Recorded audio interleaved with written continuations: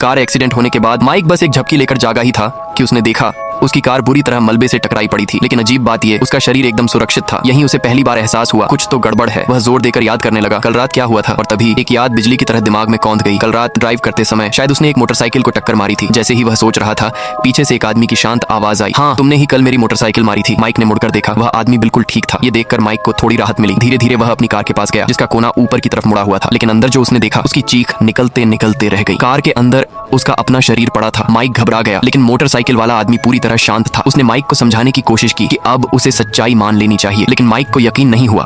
उसे लगा ये सब सिर्फ एक बुरा सपना है। उसी बीच बहस चल रही थी, तभी दूर से इंजन की आवाज आई। एक कार उनकी तरफ तेजी से भागती आई। ड्राइवर लोगों को चिल्ला चिल्ला कर बचने को कह रहा था, लेकिन अब माइक के लिए देर हो चुकी थी। अचानक आसमान से सफेद बर्फ गिरने लगी। छोटा भाई बोला, भाई पौराणिक कथाओं में बर्फ का मतलब होता है दूत स्वर्ग ले जाने आया है। माइक को लगा शायद अब वह स्वर्ग जा रहा है। लेकिन छोटे भाई ने पूछा, भाई क्या तुमने कभी कोई बुरा काम किया है? माइक का चेहरा उतर गया। उसने डरते हुए कहा, मैं स्वर्ग नहीं जा सकता। मैंने अपनी पत्नी की जान ली है। वह कांपते हुए बोला, मैंने जानबूझकर नहीं मारा, वह बहुत बीमार थी। मैं सिर्फ उसका दर्द खत्म करना चाहता था। उसी समय एक जोरदार धमाका हुआ और हवाओं में एक चमकता सफेद दरवाजा उभर आया। क्या ये स्वर्ग का दरवाजा था? दोनों इस बात पर उलझे ही थे कि उनके पीछे अचानक लाल दरवाजा भी प्रकट हो गया। अब दोनों बुरी तरह डर गए। क्या ये दोनों अलग अलग दुनियाओं के रास्ते थे? माइक घबरा गया। आसमान की तरफ रोते हुए गाने जैसा बोलने लगा, मैंने कभी किसी को दुख देने का इरादा नहीं रखा। मैं सिर्फ अपनी पत्नी का दर्द खत्म करना चाहता था। छोटा भाई चिल्ला उठा, तो इसका मतलब माइक तू नरक जाएगा। स्वर्ग का दरवाजा खुला और माइक कांपते हुए अंदर कदम रखा, लेकिन अगले ही पल वह बाहर फेंक दिया गया। वह स्वर्ग नहीं जा पाया। छोटा भाई अकड़कर भीतर गया, लेकिन उसके साथ भी वही हुआ। वह भी अंदर नहीं जा सका। दोनों हताश होकर खड़े थे कि तभी उनके सामने अचानक एक छोटी लड़की प्रकट हुई। माइक का दिल बैठ गया, क्योंकि उसे याद आ गया कल रात उसने जिस मोटरसाइकिल को टक्कर मारी थी वह कोई आदमी नहीं, वही छोटी लड़की थी। और उसी पल माइक को सब कुछ साफ साफ समझ आ गया।